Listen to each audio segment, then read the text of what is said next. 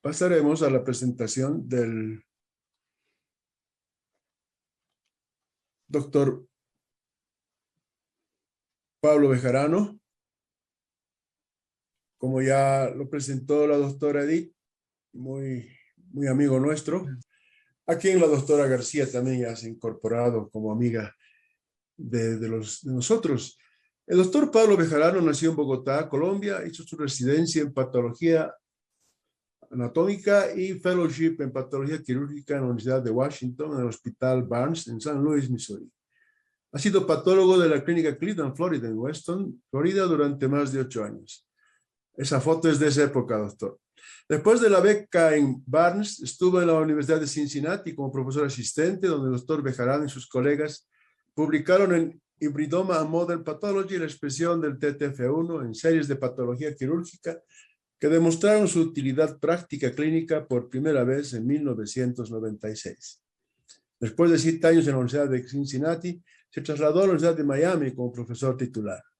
Ha publicado más de 120 artículos completos revisados por revisión, además de capítulos de libros en varias áreas de la patología quirúrgica y principalmente en los campos de la patología pulmonar y gastrointestinal. Ha estado en Santa Cruz y Cochabamba en varias ocasiones. La última vez que estuvo en Bolivia estuvo en el Salar de Uyuni, pero claro, tanto el doctor Bejarano como ahora la doctora García están siempre en el corazón de los patólogos. Bien, doctor, entonces, doctor Pablo, con el agradecimiento y ansiosos también de escuchar su presentación. Adelante, doctor. Gracias. Buenos días.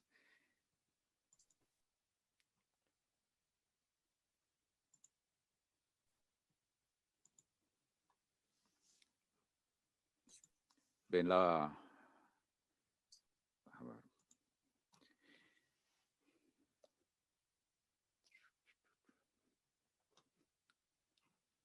Perdón, permíteme un segundo. Voy a acomodar un poco la pantalla. ¿Ven la pantalla, Laura? Laura, ¿ve la pantalla?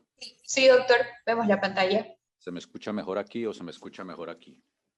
Se le escucha mejor más cerca, más cerquita ahí al audio de la computadora, por favor. Sí, estoy tratando de mover un poco los participantes fuera de la pantalla. Al lado derecho los puedo ver.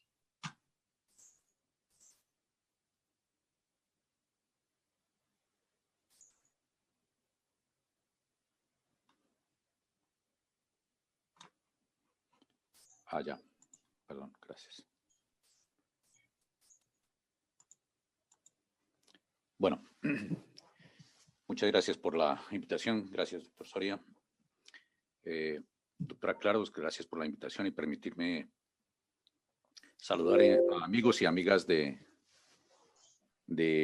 Bolivia.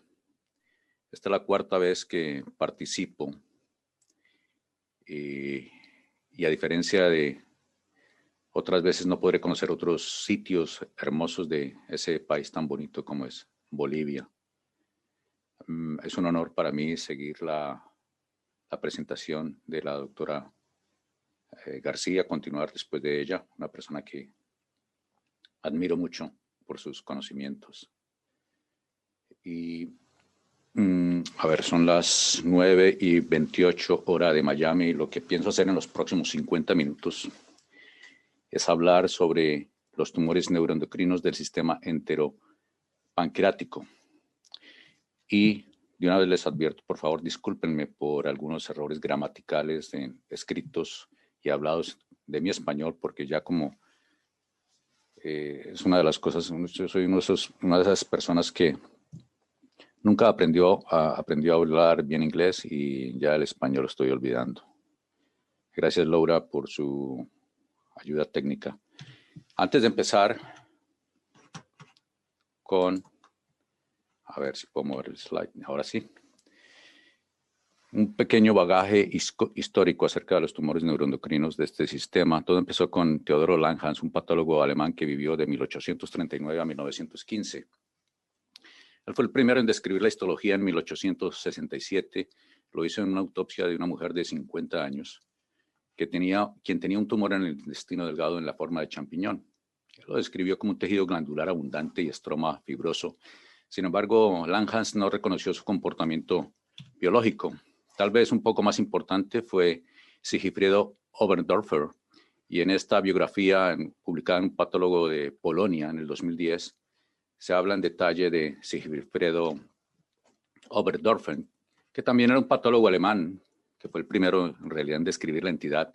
Y este señor fue este doctor fue el que acuñó el término carcinoide, que quiere decir como cáncer o parecido a cáncer. Y él lo que describió fue un caso de un paciente que tenía 7 tumores pequeños en el intestino. Desafortunadamente, por los próximos 100 años, las creencias de Oberdorfer resultaron ser falsas. Él creía que estos tumores no causaban metástasis, que no alcanzaban un gran tamaño y que en realidad su comportamiento era inocuo. Así que por casi un siglo, los tumores neuroendocrinos no se incluyeron en los registros de cáncer, y esto obviamente afectó los estudios epidemiológicos de una manera epidemiológicos certeros y rigurosos. Sin embargo, en 1929 se dio cuenta de ese error y enmendó la clasificación de los carcinoides para incluir la posibilidad que algunos de ellos podrían ser malignos y causar metástasis. Debido al surgimiento del nazismo y su posición en la facultad de Múnich se eliminó en 1930. Él emigró a Turquía, donde yace sepultado al haber muerto en 1944. Como les decía, pasaron 100 años hasta que un grupo de la Universidad de Texas, MD Anderson, grupo de oncólogos, internistas y patólogos, decidieron analizar mejor qué pasaba con los tumores neuroendocrinos, y lo hicieron en el Journal of Clinical Oncology en el 2008. Y este es el resumen de ese artículo. Esto fue un estudio seminal epidemiológico de los tumores neuroendocrinos, porque usó el programa de registro de seguimiento de epidemiología y resultados de los Estados Unidos, que incluyó 35.825 casos vistos entre 1973 y el 2004. Lo que primero notaron estos investigadores fue que en 1973 había 1.09 casos por 100,000 personas, mientras que en el 2004 ya había incrementado a 5.25 por 100,000 personas. Esto puso simplemente los tumores neuroendocrinos en el mapa, y se dieron cuenta, o la gente se dio cuenta, que no eran tan raros y que se estaban convirtiendo en un problema de salud pública. Es más, el mismo grupo en la Universidad de Texas, 9 años más tarde, en JAMA o JAMA Oncology, publicaron esta actualización del primer artículo. Ya tenían 64.971 casos. Como les decía, en el 73 había 1.09 casos por 100,000 personas, y en el 2012 ya había casi 7 casos por 100,000 personas. Esto era un incremento de 6.4 veces. Y el incremento se vio en todas las edades, los sitios, los estadios y los grados, y se vio que eran más frecuentes en mayores de 65 años, que los órganos más afectados eran el estómago, el ciego, y que la mayoría eran lo que se denominaban grado 1. Las razones para ese incremento tal vez fueron mejoras en la técnica de imágenes de radiología, endoscopias frecuentes, adopción de una nomenclatura formal y de gradación, incremento del conocimiento de su existencia. Sin embargo, el impacto debido a factores biológicos del medio ambiente y geográfico se desconocen. Se aprendió en esta revisión que la sobrevida mediana de todos los tumores neuroendocrinos del sistema pancreático y del intestino era 9.3 años. Y especialmente cuando la enfermedad era localizada, los pacientes podrían sobrevivir 30 años. Si eran de grado 1, podrían vivir alrededor de 16 años, y los de más pronóstico favorable eran los del apéndice. Una de las gráficas que mostraba en ese artículo de JAMA Oncology en el 2017, se ve que en la línea naranja es la incidencia de los tumores neuroendocrinos, que en los últimos 20 años realmente ha sido incrementada, mientras que la incidencia de todos los otros tumores malignos se ha mantenido constante y es más, ha bajado un poco, mientras que los tumores neuroendocrinos ha incrementado. En otra gráfica del mismo artículo se vieron que los tumores de pulmón, tumores neuroendocrinos de pulmón, entre paréntesis carcinoide típico o carcinoide atípico, eran los que más incrementaban, seguidos por el estómago, el intestino delgado y el páncreas. También el ciego hubo un incremento en los números de casos de los tumores neuroendocrinos del sistema gastrointestinal. Y los tumores más frecuentes, como les decía inicialmente, eran los que estaban localizados, afortunadamente, tal vez debido a la prontitud de hacer el diagnóstico, y los de grado 1 también, afortunadamente. Antes de entrar en materia, esta lámina muestra las funciones de las células neuroendocrinas gastrointestinales. Como todos sabemos, hay funciones endocrinas, neurocrinas y paracrinas. La endocrina simplemente es que los gránulos secretorios entran a la circulación y el efecto se ve en un sitio distante.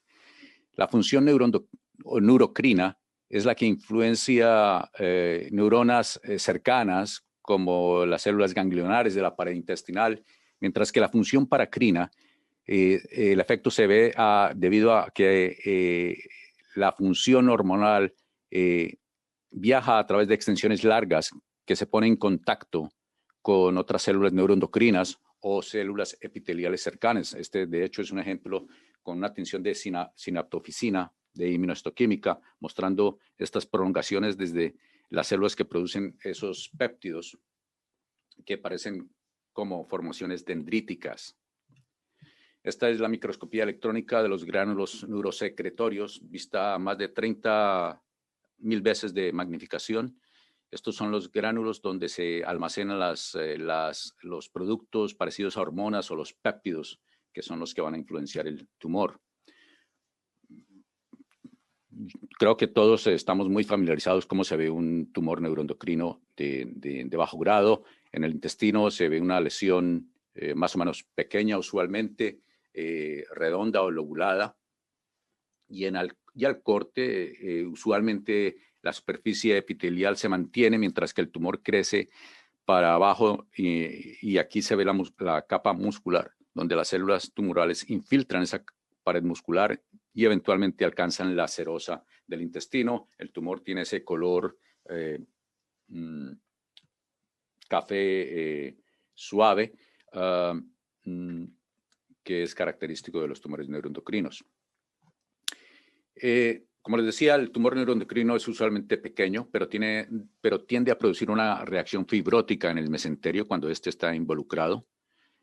Frecuentemente está acompañado de una masa mesentérica que representa ganglios linfáticos. La fibrosis puede conducir a obstrucción e isquemia intestinal. Y en algunas series, la mitad de los pacientes presentan con síntomas de obstrucción intestinal. La tomografía puede mostrar una masa especulada con calcificaciones. Aquí que se ve cómo el lumen, la parte luminal del intestino se adelgaza o se estrecha. Puede haber una masa mesentérica nodal por la acumulación de los ganglios linfáticos involucrados con tumor y puede haber metástasis al hígado, como se ve en esta tomografía. A veces la masa mesentérica es tan pronunciada que a veces le hace honor a una fiesta que hubo aquí recientemente, el Día de Acción de Gracias, y esta fotografía mostrando este gran tumor con adhesiones a las asas intestinales se parece al famoso pavo que muchos comimos ese día. Microscópicamente a baja magnificación, como les decía, la superficie puede estar preservada, el tumor penetra la pared intestinal, se ven los famosos, todos estamos familiarizados con esta imagen, son los nidos de células monótonas, redondas, pueden estar atravesados con una gran cantidad de fibrosis. Las células tienen un citoplasma fubílico o rosado, las células son redondas u ovales, pueden tener prominentes nucleolos, como se ve acá, y la característica de los núcleos es la famosa sal y pimienta, característica de estos tumores que pueden ser infiltrantes, como se ve invadiendo la muscular propia del intestino, en este caso. Puede llegar a invadir desde la parte muscular, esta es la superficie del epitelio, la parte muscular, la muscular propia está invadida por el tumor y eventualmente va a alcanzar la serosa, la cual se caracteriza por la presencia de estas células mesoteliales. La parte azul es la tinta que se aplicó en el cuarto de disección. Y esto ya sería un estado patológico T4. Cuando la serosa está involucrada, algunas veces puede haber rosetas y las famosas palizadas características de los tumores neuroendocrinos. Si se quiere hacer tinciones de inmunohistoquímica, habrá la tinción de cromogranina y la sinaptofisina, las más populares para documentar el carácter neuroendocrino de estos tumores. Ahora bien, entrando en detalle a la clasificación de los grados, de acuerdo a esto que fue publicada y apadrinada por la Organización Mundial de la Salud en el 2017, se ve el grado en la primera columna y los grados están basados en la cantidad de mitosis en 2 milímetros cuadrados. No son 5 campos, no son 10 campos.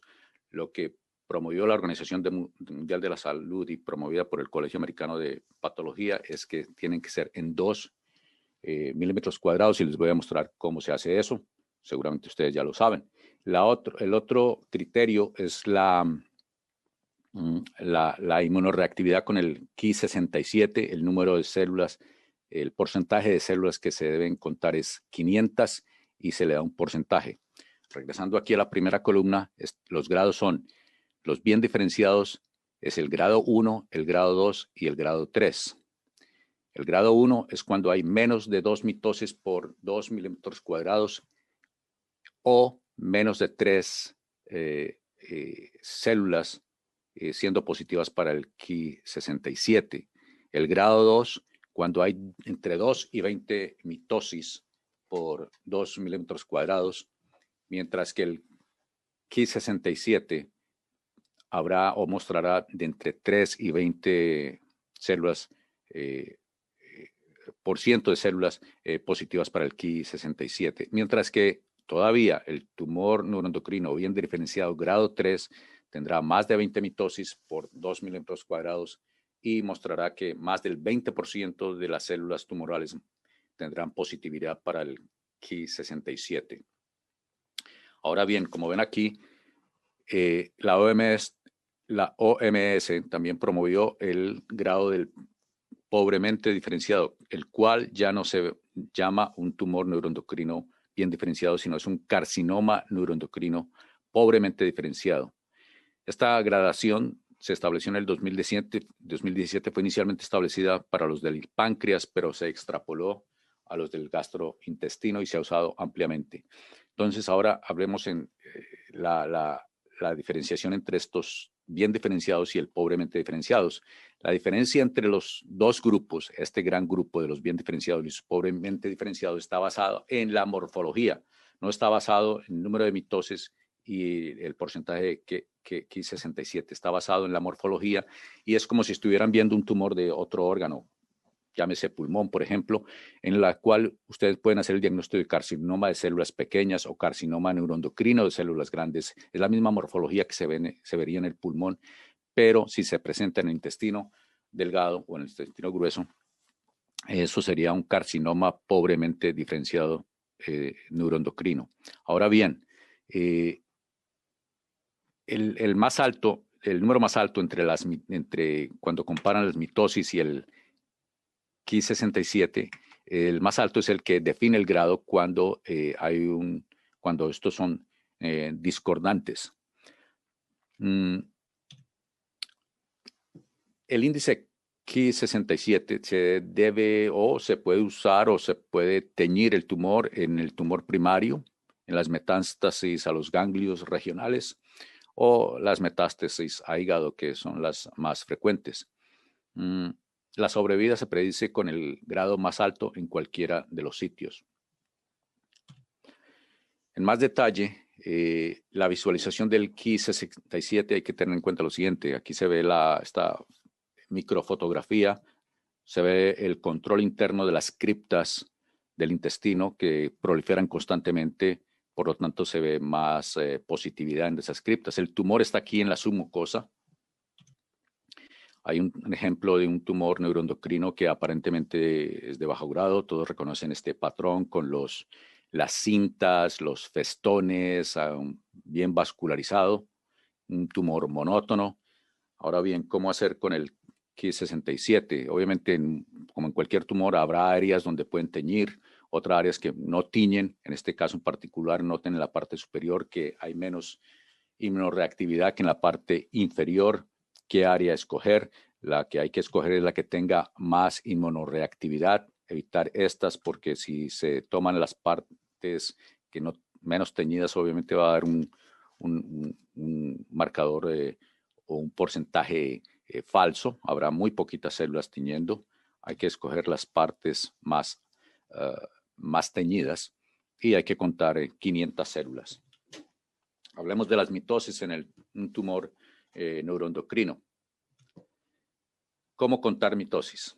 Eso es muy importante para el grado. Como les decía, no es en 10 campos de 40X o 20X o 5 campos. No es tan arbitrario. Lo que se trata de promover es que contar mitosis, así parezca tedioso como pueden pensarlo. A nadie nos gusta hacer esta tarea, pero pues parece que tiene alguna utilidad. Entonces es establecer el número de mitosis por 2 milímetros cuadrados. Hay que evaluar 10 milímetros cuadrados en el área más activa y el microscopio que tengo aquí a mi izquierda, que es mi caballito de batalla. Esta es una fotografía de ese microscopio que es a 40X y que muestra un diámetro de 0.65 milímetros.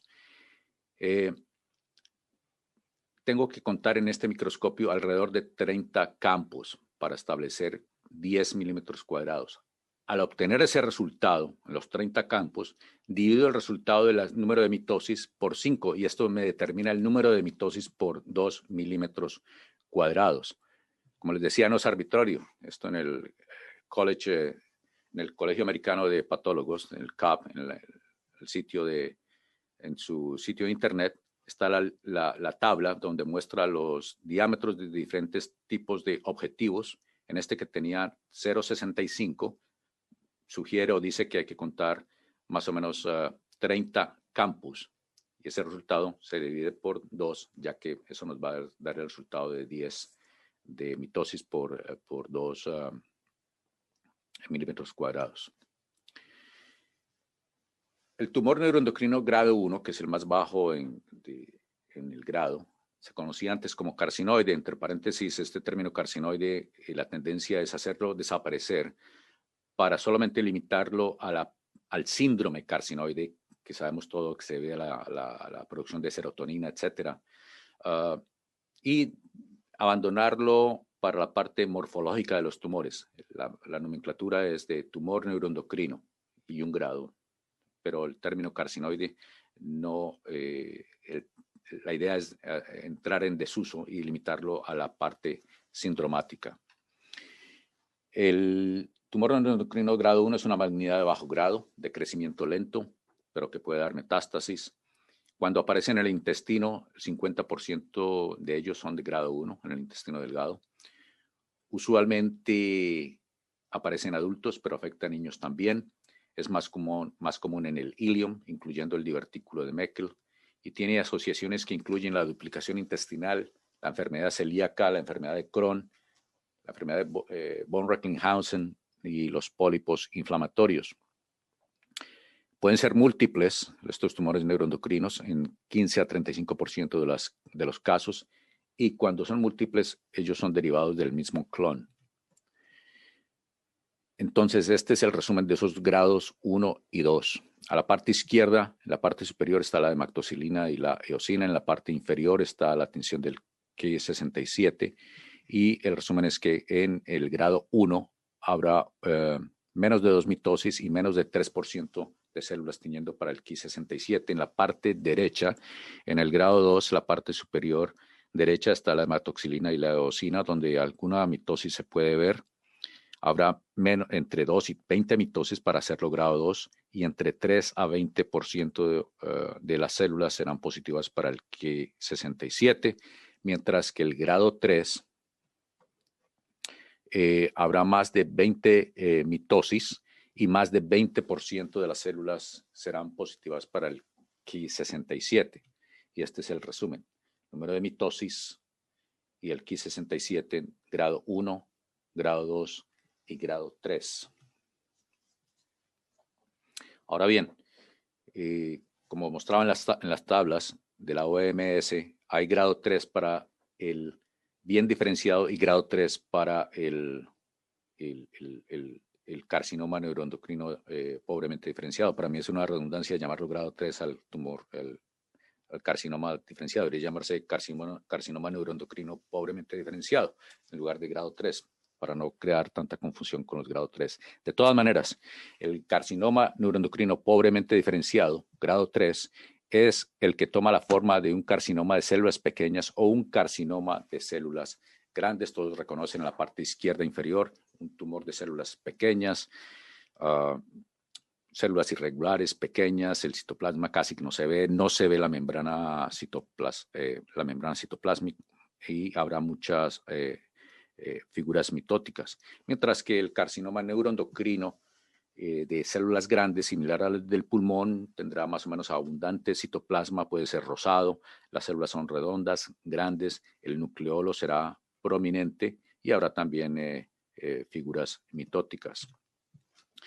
Otro ejemplo de un carcinoma neuroendocrino pobremente diferenciado es uno de que se originó en el intestino y que dio metástasis al hígado. Esta fotografía de baja magnificación muestra el parénquima hepático a la izquierda. Aquí ya se ve a alta magnificación las células tumorales infiltrando el hígado con la colestasis y una gran cantidad de inflamación. Las células son grandes, tienen más o menos abundante citoplasma y los nucleolos son prominentes. Como se espera, la cromogranina y la sinaptofisina son positivas. Este es un tumor neuroendocrino pobremente diferenciado, grado 3 según la OMS, metastático del intestino. El Ki67 muestra más del 80% de células siendo positivas para el Ki67. Y si quieren probar que es de origen de intestino, el CDX2 puede ayudar mostrando una reacción en los núcleos. Y entre paréntesis, si utilizan la citocreatina 20, si es positiva, hay que considerar que el carcinoma metastático al hígado sea de origen de la piel. Sería un carcinoma neuroendocrino de células de Merkel. Tener en cuenta eso en el diagnóstico diferencial. Ahora bien, la división entre tumor neuroendocrino bien diferenciado grado 3 versus carcinoma neuroendocrino diferenciado grado 3 no es una cuestión caprichosa. No solamente la morfología. Los tumores neuroendocrinos bien diferenciados no tienen las anomalías genéticas que se ven en carcinomas neuroendocrinos pobremente diferenciados. Además, tengan en cuenta esto, que los bien diferenciados responden menos a la quimioterapia basada en platino. Y voy a elaborar en este detalle en unos minutos. Eso es importante, que los tumores neuroendocrinos bien diferenciados no responden a la quimioterapia basada en platino. Diagnóstico diferencial de los tumores neuroendocrinos en el intestino. Hay muchos, pero solamente voy a hacer referencia a 2 o 3, porque hay que tenerlos en cuenta. Uno es el paraganglioma gangliocítico. Esta es la apariencia macro, es bien vascularizado, por eso el color rojo que tiene este tumor. Y este paraganglioma gangliocítico tiene 3 tipos de células. Las células epitelioides neuroendocrinas que estoy marcando aquí con la flecha. Habrá las células elongadas de Schwann y las células ganglionares, que son estas redondas grandes con el prominente núcleo. Este es el paraganglioma gangliocítico. También puede tener con marcadores neuroendocrinos, así que es para tener en cuenta. El otro tumor que quiero traer a colación es el tumor glómico, ¿sí? Así es, el mismo tumor glómico que vemos en nuestros pacientes con tumores en los dedos, en los tejidos blandos, puede suceder en el sistema gastrointestinal. Este es un ejemplo de un tumor glómico de la pared del estómago. Se ve el intestino, la pared del intestino con el músculo liso. Es un tumor bien vascularizado, monótono en términos de su morfología celular. Son células más o menos pequeñas a medianas, citoplasma rosado, la membrana citoplasmática no se ve bien. Aquí está, al ser muy cerca de la serosa, tiene este carácter vascular y pues cuando uno lo ve, sinceramente uno puede pensar en un tumor neuroendocrino de bajo grado. ¿Por qué no? Si realmente entra en el diagnóstico diferencial cuando uno ve esta fotografía, ¿sí o no? Entonces, ¿qué hay que hacer? Bueno, lo que pasa es que el tumor glómico es negativo para la sinaptofisina, completamente negativo. Es más, el tumor glómico es positivo para la actina de músculo liso. Como se ve en las células, este es el control interno de la pared del estómago, de la capa muscular. Y es más, el tumor glómico es negativo para desmina. Aquí se ve la pared del intestino, perdón, la pared del estómago. Y hay que tener en cuenta este tumor en el diagnóstico diferencial. Sí, raro, pero cuando sucede, uno está acostumbrado a mirar estos tumores neuroendocrinos, que lo estamos viendo muchos más. Así que si ustedes están preguntando, como les decía, con las estadísticas que les mostré, que si estamos viendo más tumores neuroendocrinos, es porque es cierto, es porque hay más, estamos viendo más. Entonces hay que tener mucho el diagnóstico diferencial.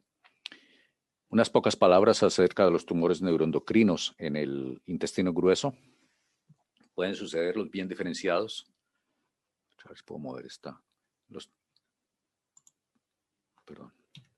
No puedo mover un cuadrito que tengo en la parte superior, pero espero que a ustedes no les moleste. Esto es una sección de la parte superior de biopsias del intestino grueso, donde se ven los nidos de células neuroendocrinas que son positivas para cromogranina y sinaptofisina. La tinción del Ki67 tendrá muy baja expresión, apoyando el diagnóstico de que este es un tumor neuroendocrino bien diferenciado, grado 1. Este es un ejemplo de un carcinoma neuroendocrino pobremente diferenciado que vimos hace unas semanas. Este es el corte transversal. Es un tumor que, si se quiere, puede parecer la apariencia de lo que llamamos antes de carne en pescado, y disculpen por el término alimenticio. Aquí hay una metástasis. Esta es la fotografía a la derecha, el epitelio colónico, a la izquierda y en el centro el tumor infiltrante. Se ve que son células grandes, tienen más o menos abundante citoplasma, los núcleos son prominentes, la actividad mitótica es llamativa. Este es un tumor, un carcinoma neuroendocrino pobremente diferenciado, o grado 3 según la OMS. La tinción a la derecha es sinaptofisina.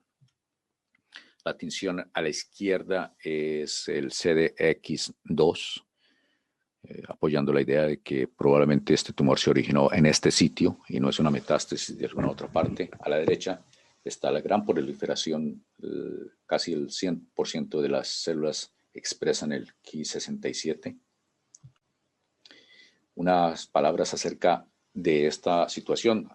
A veces el carcinoma neuroendocrino aparece con un carcinoma no neuroendocrino, como se ve en esta fotografía en la parte superior en la derecha, la preneoplasia del adenocarcinoma. Y a la parte inferior se ve el tumor infiltrante, que es diferente. Son células más o menos grandes con un citoplasma abundante.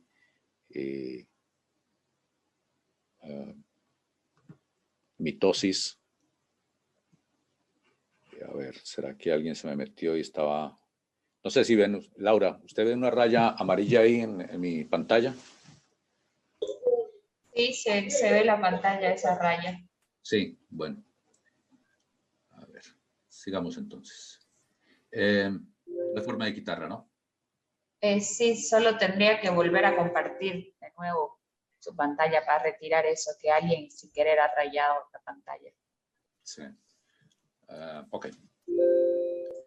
Sigamos así, a ver, concentrémonos aquí en estas imágenes. Esta es la extinción de sinaptoxina. Estamos hablando de un carcinoma no neuroendocrino mezclado con un carcinoma neuroendocrino. Esta es la parte neuroendocrina que toma esa forma. Y la citoqueratina 7, como se espera, será negativo en la parte benigna, en la parte de adenocarcinoma del intestino, y el tumor neuroendocrino es negativo. Se puede hacer CDX2, donde se ve lo que se espera, la expresión en el intestino, en la parte tumoral y en las células de la parte neuroendocrina también. Y como se espera, la citocreatina 20 será negativa en la parte intestinal. Laura. Sí, doctor. ¿Qué dice? ¿Que empiezo otra vez? Empiezo, ok. Si pudiera, por favor. Entonces, dame un segundo, ¿qué hago aquí? Y después,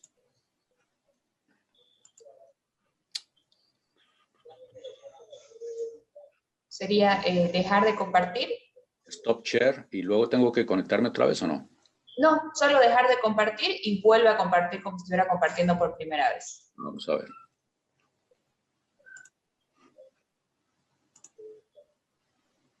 Resultó bien, ¿no? Sí. Ok, gracias.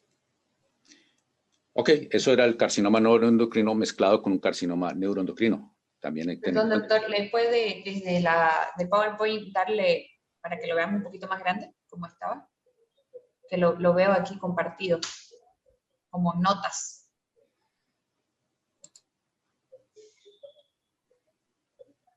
Un momento. Hay una opción ahí abajito del PowerPoint. No me...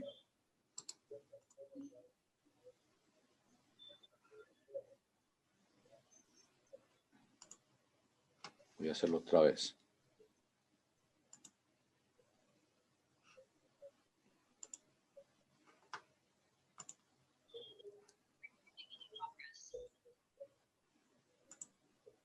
¿Y ahora? Bien, ahora sí, doctor. Muchas gracias. Bueno.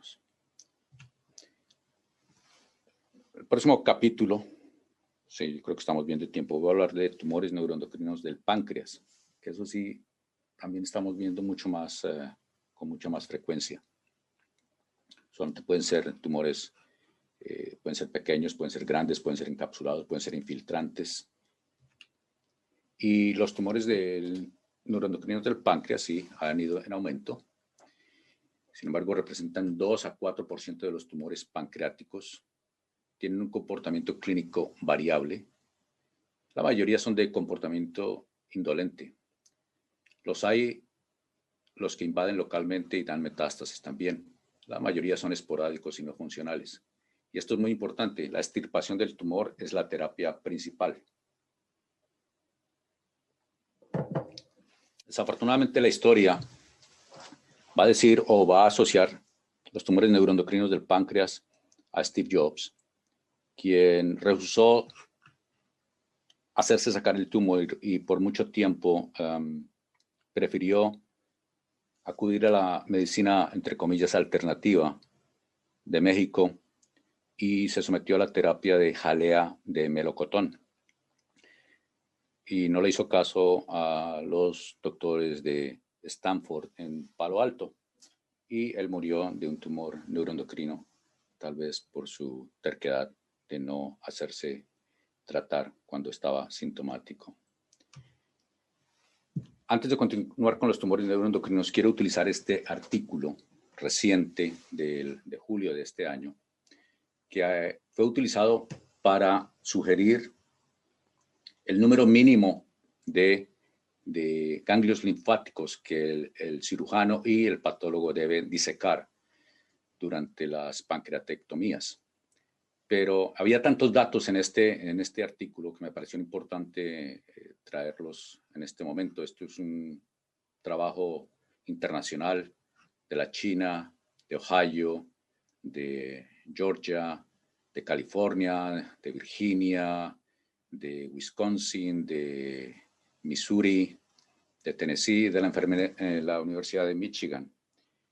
En este artículo analizaron 854 pacientes quirúrgicos cuya edad media era de 58 años, 48% eran hombres, la gran mayoría eran no funcionales, como se esperaba, 53% de los pacientes eran sintomáticos y la localización de esos tumores neuroendocrinos, publicado en Annals of Surgery de este año, como les decía, la localización era en la cola, 40%, en la cabeza y en el área mucinosa el 35% de los casos, y en el cuerpo y en el cuello en el 25% de los casos.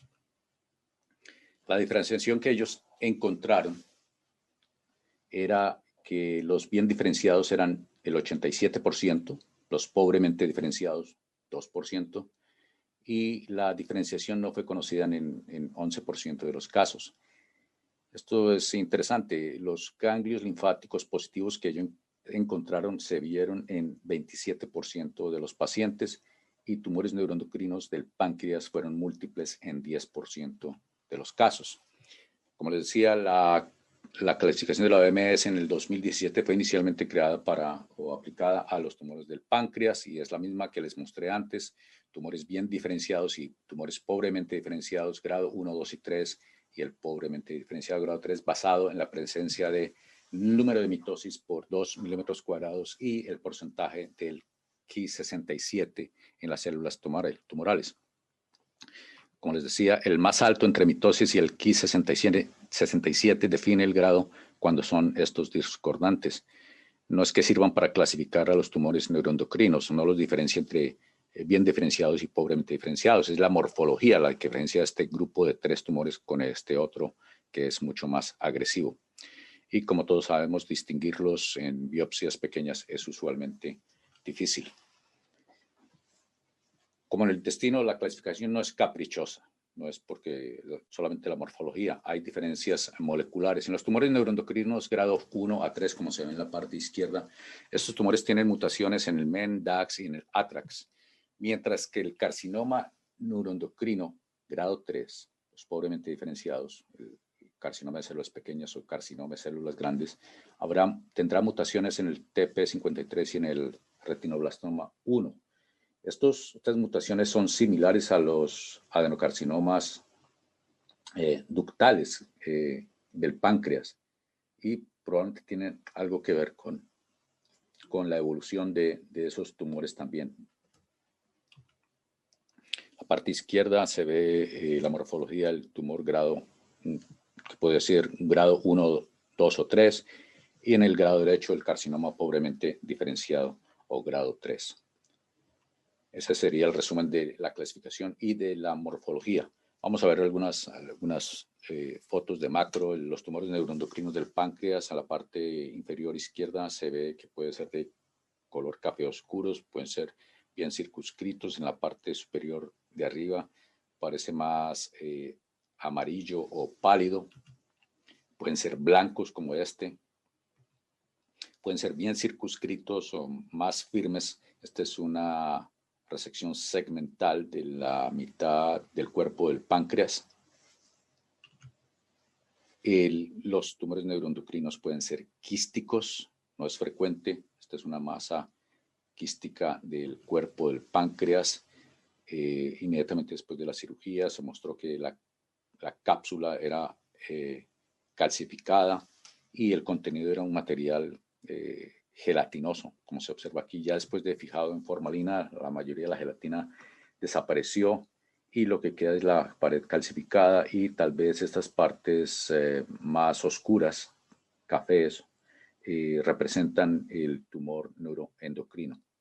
Hablando de las lesiones quísticas del páncreas en esta revisión promovida por la doctora García y publicada con los doctores Parra y Herrera, publicado en el 2010 en el Journal Páncreas, se analizaron las lesiones quísticas del páncreas y en esta tabla, que es bien cargada, miren aquí en la parte de abajo que las lesiones quísticas neuroendocrinas, ¿sí?, representaban en esta serie solamente 1% de esos casi 100 casos de lesiones quísticas del páncreas. En este estudio que hicimos realmente eran infrecuentes.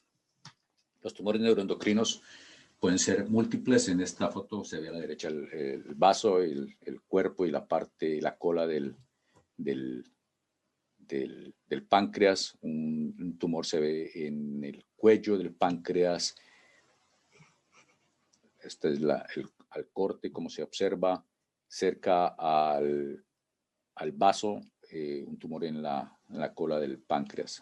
Como les decía, en las series esa multiinstitucional, creo que son como 20 y 25% de los, como el 10%, perdón, pueden ser múltiples. Otro artículo que quiero traer a colación es otro del año pasado, publicado en Endocrine Pathology. Estos son personajes de Emory en Atlanta, también de Turquía, después de que Volkan Atsi se mudó a Turquía. Y el raciocinio que tuvieron ellos para hacer este estudio de las variantes morfológicas de los tumores neuroendocrinos pancreáticos, el raciocinio era que la morfología realmente de estos tumores no había sido bien o formalmente estudiados. Entonces ellos sacaron 163 tumores neuroendocrinos. Todos fueron de resecciones, extirpados. Y lo que hicieron fue excluir los tumores que no fueran del tipo convencional y clásico, tumores que no se vieran como como se ve en la parte superior derecha. Así que excluyeron tumores que tuvieran nidos bien definidos, separados por estroma fibrovascular delicado, los que tuvieran trabéculas o festones, como esto. Excluyeron tumores que tuvieran células uniformes con cantidad moderada de citoplasma,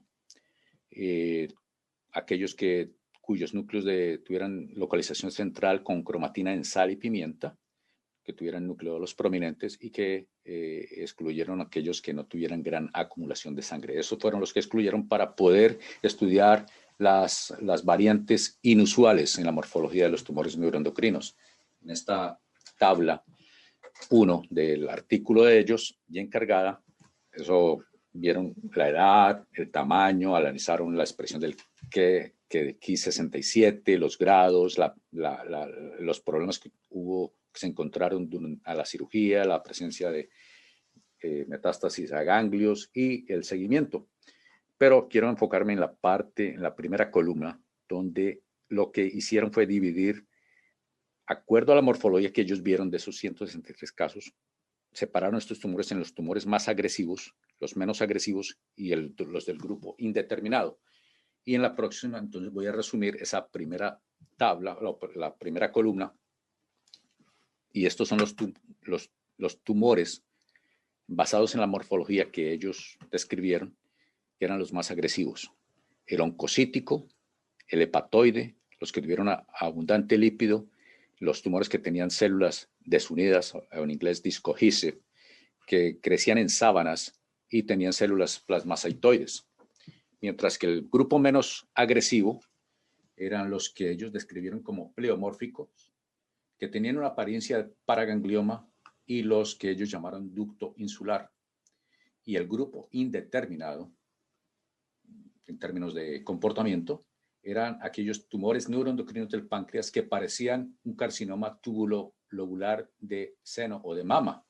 Había tumores pseudoglandulares, había tumores que eran con mucha sangre, que los llamaron pelióticos o angiomatosos, y el tumor neuroendocrino esclerosante. Voy a mostrar unos casos que yo he visto y analizamos esta situación. No porque esto va a requerir mucho más estudios, ¿sí? Yo creo que fue aventurero de este artículo predecir el comportamiento solamente en la morfología. Pero tengo unos ejemplos. Lo importante aquí, lo que tenemos que aprender es que cuando vemos estas morfologías inusuales, pensamos en un tumor neuroendocrino del páncreas. Entonces, un tumor neuroendocrino del páncreas que parecía un paraganglioma y que según ellos parecía menos agresivo. Aquí de la parte izquierda se ve los acinos pancreáticos, un tumor más o menos encapsulado, un tumor que está atravesado por bandas fibrosas bien vascularizadas también. Los nidos son separados por tejido fibrosis. Hay atipia nuclear, lo cual no debe asustar a nadie. Todos debemos estar familiarizados que cualquier lesión neuroendocrina del cuerpo humano puede tener este tipo de atipia. Es la misma atipia que se llama atipia endocrina, o la misma atipia que uno puede ver en los leiomiomas simplásticos o en los schwannomas senescentes. Eso puede suceder también en los tumores neuroendocrinos. No es sinónimo de agresividad.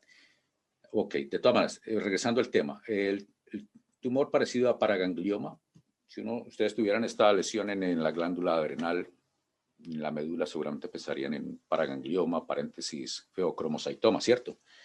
Entonces hay que hacer tinciones. Lo que pasa es que el tumor neuroendocrino que parece paraganglioma en el páncreas es positivo para queratina, mientras que el paraganglioma o feocromocytoma será negativo para queratinas. Esa es como se basa la diferenciación.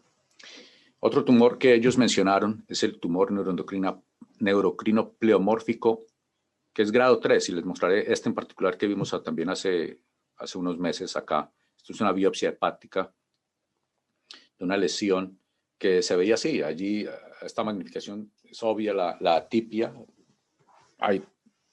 Hay células y núcleos de cualquier tamaño, como se ve aquí infiltrando los sinusoides hepáticos de este tumor neuroendocrino pleomórfico grado 3. Hay células pequeñas, hay células medianas, hay células grandes, bien bizarras, diría yo. Y esto es el grupo de Atlanta y de Turquía que lo llamó pleomórfico, que está en el grupo menos agresivo. Vamos a ver si es cierto, por lo menos en la experiencia que tuvimos en este caso. Se ven 4 fotografías de bajo poder, alto poder.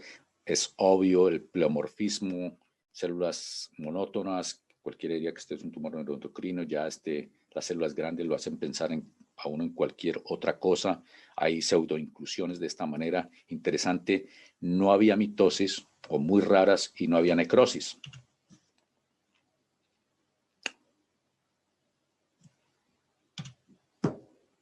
Tumor neuroendocrino pleomórfico grado 3, una lesión. El tumor era positivo para citoqueratina, ¿okay? Solo base epitelial, y el tumor era positivo para cromogranina y sinaptofisina a la izquierda y la derecha respectivamente. El tumor era positivo para CDX2, entonces se sugirió que probablemente podría venir, o que había que investigar la posibilidad de que se originara en alguna parte del sistema gastrointestinal, de esa metástasis al hígado. Es grado 3 porque el Ki67 mostraba más del 20% de células tumorales tiñendo para este marcador. Las mitosis básicamente eran ausentes. Eso, recuerden que el número más grande es el que ayuda a la clasificación, distinguir entre 1, 2 y 3. Y si ustedes estaban pensando, bueno, pero hay que descartar otros tumores de otra parte. Entonces, si estaban pensando en carcinoma hepatocelular, una metástasis de pulmón, una metástasis de la glándula adrenal o un tumor de riñón de células renales, las tensiones para Clypican, TTF1, inhibina y PAX8 o PAX8 fueron todas negativas, mostrando un argumento contra estos diagnósticos diferenciales. El paciente empezó a recibir temozolomida y Xeloda, son agentes de quimioterapia. Sin embargo, la tomografía de seguimiento, la enfermedad avanzó, había ya lesiones múltiples. Al paciente se le cambió a Afinitor, que es un inhibidor de la tirosina quinasa. Sin embargo, el paciente murió un año más tarde.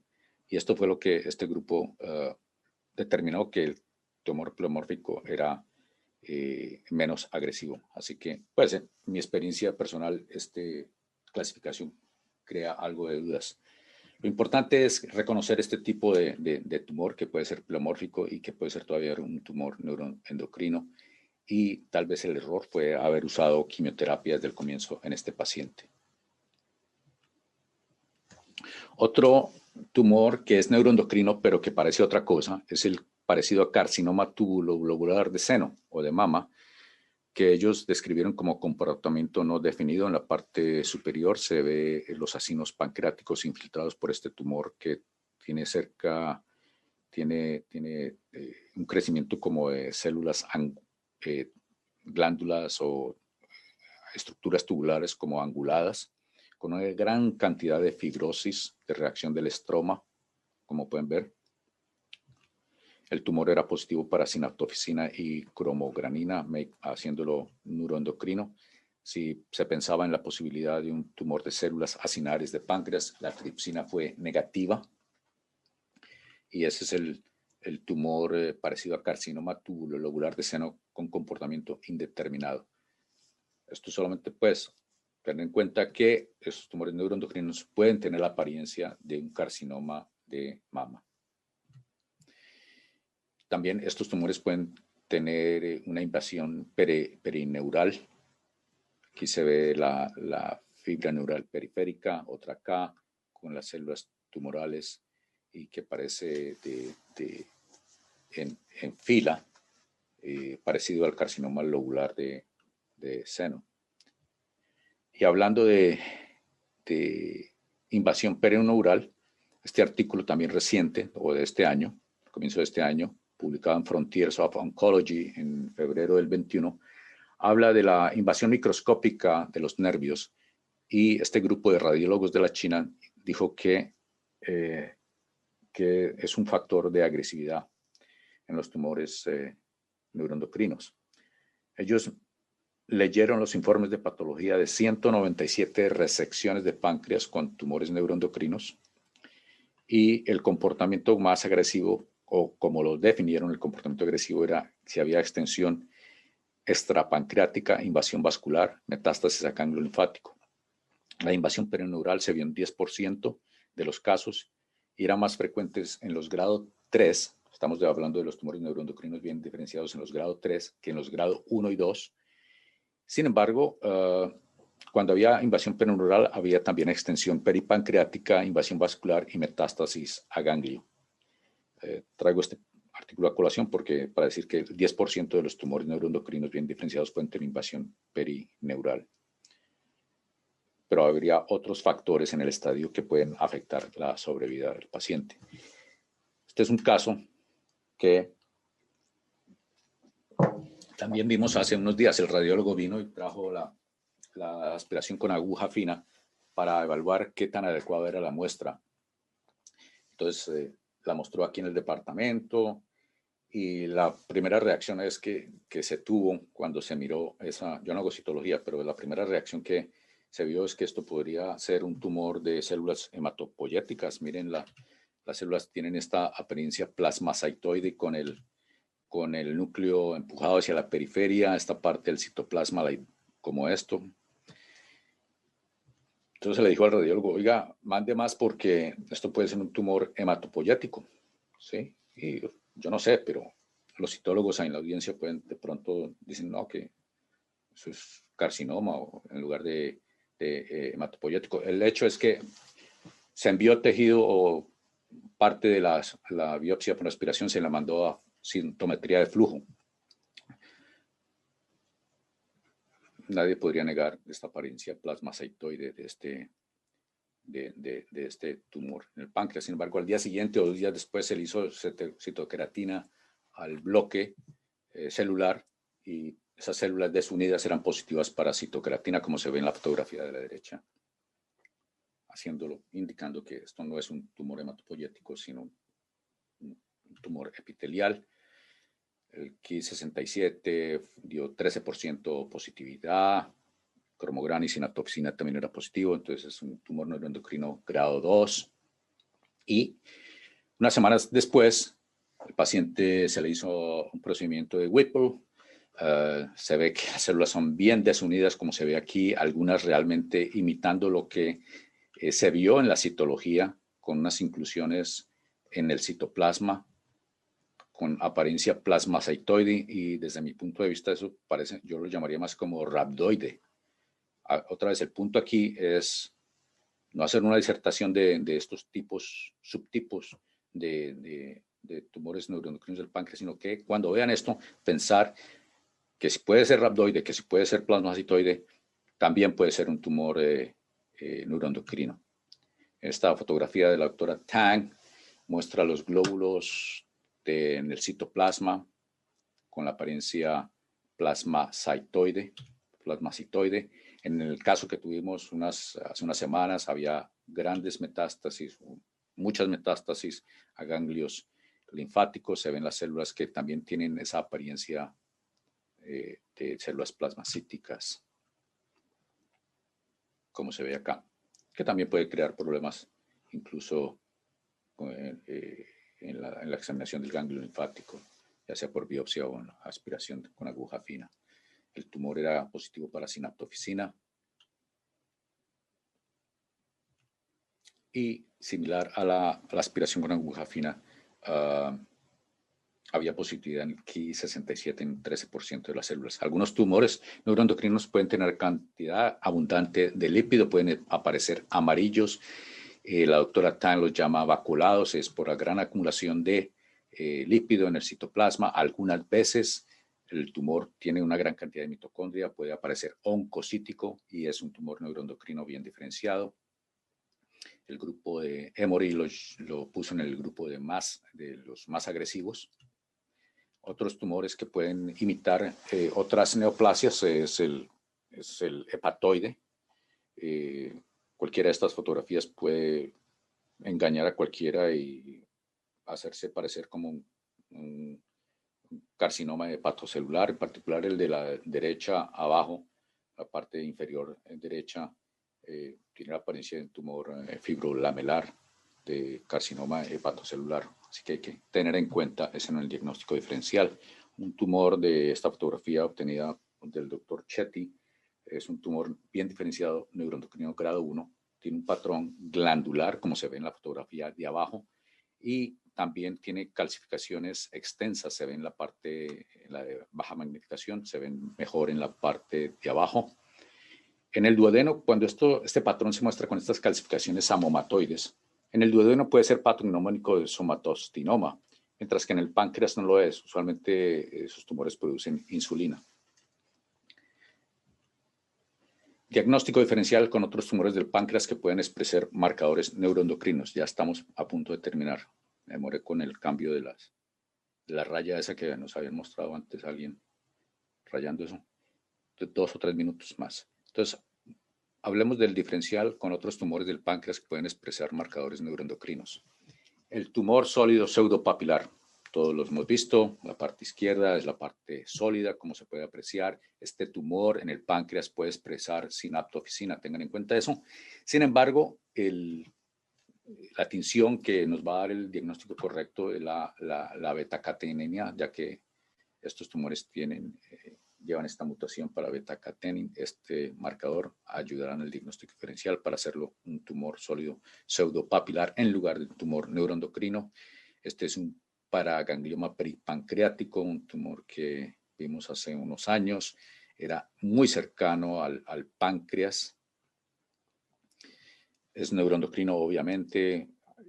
Aquí esta apariencia con las fibras, las áreas fibrosas bien vascularizadas. Y la sinaptofisina era muy fuerte, positivo. Aquí está el control interno, uno de los islotes de Langerhans, tiñendo. definitivamente un tumor neuroendocrino. Sin embargo, a diferencia del tumor neuroendocrino, el paraganglioma peripancreático tendrá las células sustentaculares tiñendo para S100, como se ve acá. Y más importante es que el paraganglioma peripancreático es negativo para citoqueratinas, mientras que el tumor neuroendocrino debería ser positivo para queratinas. Esa es la forma como se distingue esto, el paraganglioma del tumor neuroendocrino del páncreas. El imitador universal, melanoma maligno metastático al hígado. Aquí se ve la parte del hígado, el tumor que puede crecer en esta forma de nidos. Perfectamente puede emitir un tumor neuroendocrino. Sin embargo, la proteína S100 y el HMB45 serán difusamente positivos, haciendo el diagnóstico de un melanoma maligno metastático al hígado. Otros tumores del páncreas que pueden expresar marcadores neuroendocrinos es el carcinoma acinar, también el pancreatoblastoma, el carcinoma mixto acinar, carcinoma neuroendocrino. Y la diferencia está basada en la presencia de tripsina y quimiotripsina por inmunohistoquímica. Si se piensa en adenocarcinoma, hay que poner más atención a la morfología. Otra posibilidad también es el tumor primitivo neuroectodermal o PINET y tinciones para CD99 y BCLT. BSL2 pueden ayudar a priori en el comienzo del manejo de estos tumores hasta que se identifique la translocación en un caso dado.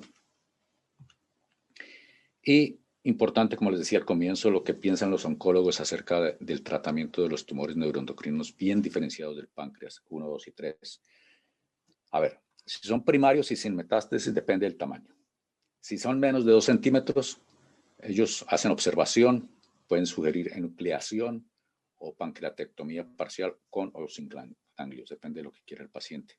Si es más de 2 centímetros, se recomienda pancreatectomía parcial con o sin ganglios linfáticos. Si hay enfermedad regional y o metástasis a distancia, depende. Si el paciente es asintomático o sintomático. Si es asintomático, con baja carga tumoral, los oncólogos tienden a no hacer nada, observación, estos de los 1, 2 y 3, los bien diferenciados.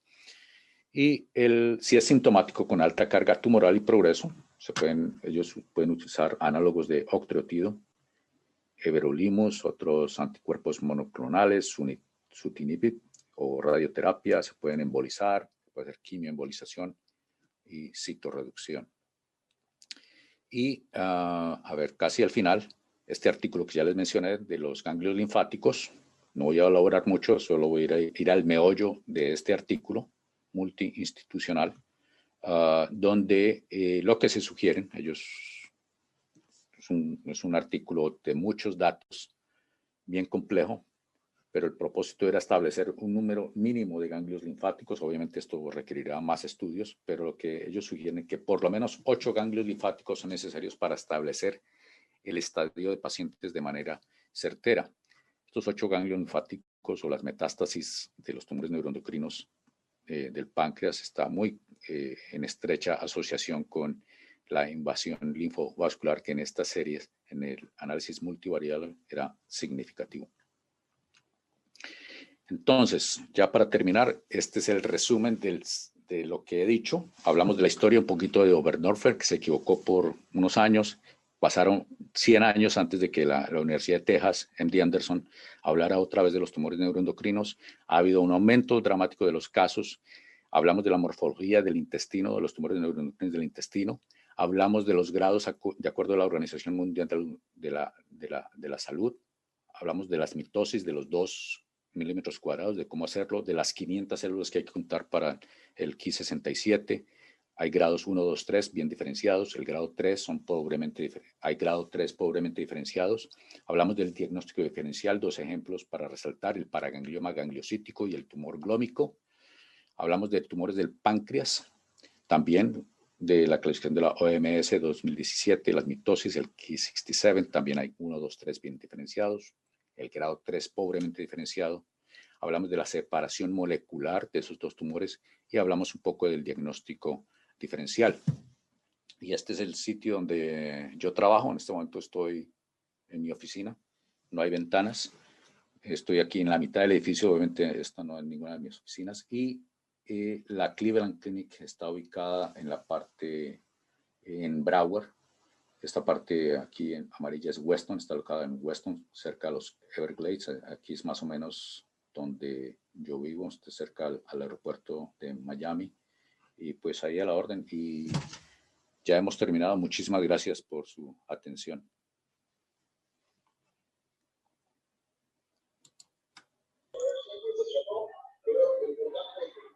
Bien, doctor. Muchísimas gracias. Entonces vamos a activar los micrófonos para todos.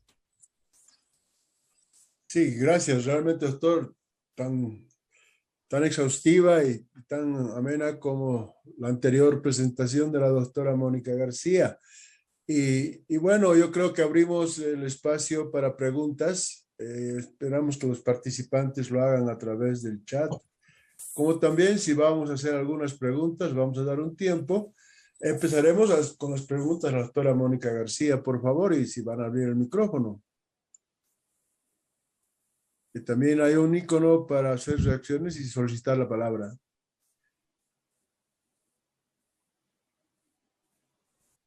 Por la invitación y por la invitación al cierre de la reunión. Si es que nadie más tiene que dar alguna opinión.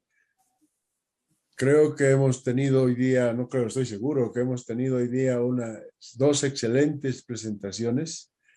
Realmente, si bien pasamos un periodo de salud pública muy crítico todos, pero creo que esto nos ha abierto más a la oportunidad de tener más comunicación y que realmente la academia en su finalidad propiamente de academia de patología en la división boliviana, implementemos más este tipo de intercambios, reuniones que realmente nos facilita mucho y nos aumenta mucho el conocimiento en y la transmisión de experiencias hacia nosotros. Agradezco y felicito a la doctora Mónica García Buitrago por su tiempo y su